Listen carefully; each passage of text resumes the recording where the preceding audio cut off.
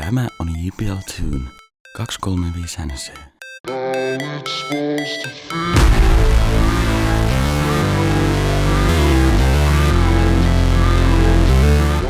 JBL Tunessa on 40 tuntia kestävä akku.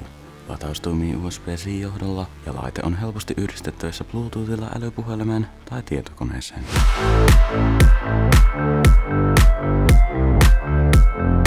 Kuulokkeet ovat helposti kuljetettavia ja ne mahtuvat taskuun. Kuulokkeissa on myös pikanäppäimiä, jotka tekevät seuraavat komennot. 1 näpäytys oikealta pysäyttää musiikin tai videon. 2 näpäytystä oikealta on seuraava kappale toiminto.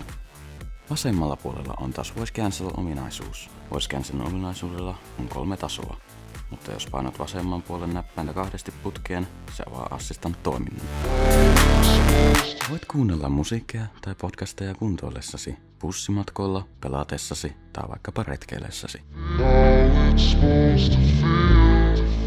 JBL tekee monenlaisia äänilaitteita, kaiuttimia ja kuulokkeita kaikkiin lähtöihin.